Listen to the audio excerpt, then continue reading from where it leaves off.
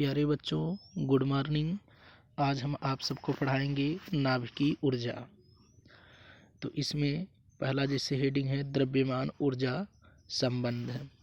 तो इसमें जैसे आइंस्टीन एक वैज्ञानिक थे, तो आइंस्टीन के सापेक्षता के सिद्धांत के अनुसार द्रव्यमान तथा ऊर्जा एक दूसरे से भिन्न न होकर एक दूसरे के तुल्य हैं। इसका मतलब ये है कि जो आइंस्टीन के सापेक्षता का जो सिद्धांत था, उन्होंने ये कहा कि द्रव्यमान और ऊर्जा जो है एक दूसरे के तुल्य हैं, अर्थात समान हैं। अर्थात ऊर्जा को द्रव्यमान में तथा द्रव्यमान को ऊर्जा में बदला जा सकता है। तो आइंस्टीन ने ये कहे कि द्रव्यमान को हम ऊर्जा में बदल सकते हैं और ऊर्जा को किस में बदल सकते हैं, द्रव्यमान में। तो फिर आगे है इस नियमानुसार, अर्थात इस नियम के अनुसार प्रत्येक पदार्थ में उसके द्रव्यमान के कारण ऊर्जा होती है। करें प्रत्येक पदार्थ में उसके द्रव्यमान के कारण ऊर्जा होती है। इसका मतलब ये है जिस किसी भी पदार्थ का जितना भी द्रव्यमान होता है उसकी ऊर्जा उतना ही ज़्यादा अधिक होती है। तो यदि किसी अभिक्रिया में डेल्टा एम द्रव्यमान लुप्त हो जाता है, करें जैसे डेल्टा एम का मतलब ये होता है कि जैसे थोड़ा सा जो द्रव्यमान है वो क्या हो जाता है, लुप्त हो जाता है। लुप्त का मतलब ये होता है कि नष्ट होना। तो करें तो इससे उत्पन्न ऊर्जा अर्थात डेल्टा ई बराबर डेल्टा एम इंटू सी स्क्वायर होती है, अर्थात थोड़ी सी ऊर्जा भी उसमें नष्ट हो जाती है। करें इसे आइंस्टीन का द्रव्यमान ऊर्जा समीकरण कहते हैं।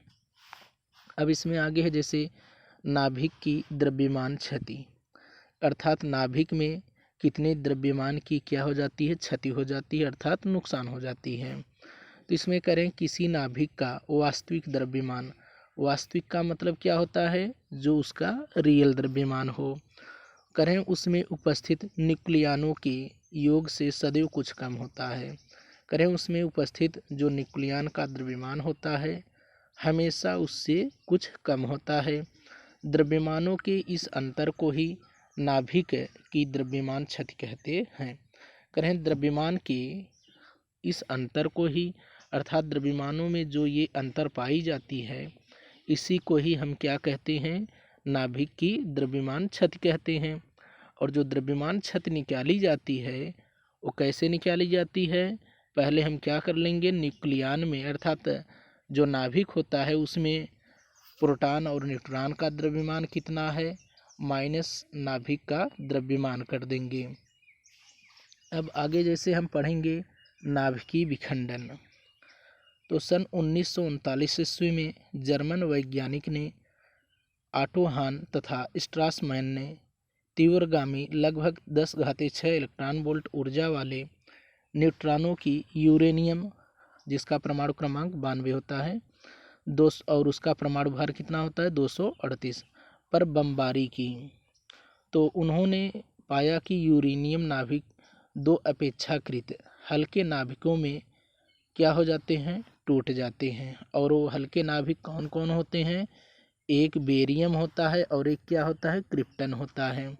जैसे बेरियम का परमाणु क्रमांक कितना है, बेरियम का 56, इसका परमाणु भार 148, क्रिप्टन का 36, परमाणु भार 88। करें इस प्रक्रिया में 3 न्यूट्रॉनों के साथ अपार ऊर्जा मुक्त होती है। जैसे यहाँ पर ये यूरेनियम है, यहाँ पर न्यूट्रिनो है, तो यहाँ पर बेरियम और क्रिप्टन में जो है ये वियोजित हो गया।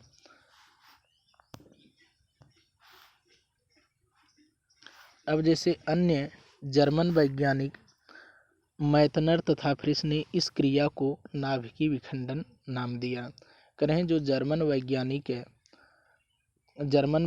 मैथनर और फ्रिस थे, इस क्रिया को कौन सा नाम दिया, नाभिकीय विखंडन नाम दिया। करें इस प्रकार किसी भारी नाभिक के, जैसे कोई बड़ा नाभिक है और उसके जब 2 या 2 से अधिक हल्के नाभिकों में टूटने की जो प्रक्रिया होती है उसी को ही हम क्या कहते हैं, नाभिकीय विखंडन। आगे जैसे बताए हैं कि इस प्रकार किसी भारी नाभिक, जैसे यूरेनियम ही था, तो यूरेनियम पर जो है जब बमबारी किया गया तो वह किस में टूट गया था, एक टूटा था बेरियम पर और एक किस पर, क्रिप्टन पर टूट गया था। वही कह रहे हैं इस प्रकार किसी भारी नाभिक के दो या दो से अधिक हल्के नाभिकों में टूटने की प्रक्रिया को नाभिकीय विखंडन कहते हैं।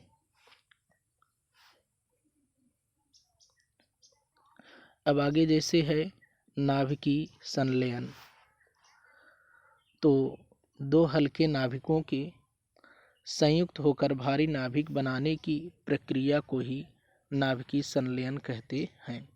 अब इसमें क्या होगा कि जैसे हम हल्के हल्के नाभिक ले लेंगे और वे जब क्या हो जाएंगे, संयुक्त होकर के किसी बड़े नाभिक का निर्माण करेंगे, तो उसी को हम क्या कहेंगे, नाभिकीय संलयन।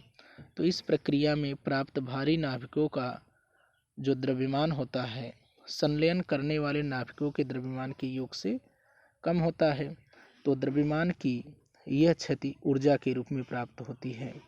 जैसे उदाहरण में है कि जब भारी हाइड्रोजन अर्थात ड्यूटेरियम 1H2 के दो नाभिक संलयित होते हैं, जैसे यहाँ पर है एक ड्यूटेरियम ये है और एक ड्यूटेरियम ये है, कह रहे हैं ये जब संलयित होते हैं तो ट्राइटियम प्राप्त होता है। जैसे ये ट्राइटियम है और इसमें कितने मेगावोल्ट का ऊर्जा प्राप्त होता है, हमें 4 मेगावोल्ट का।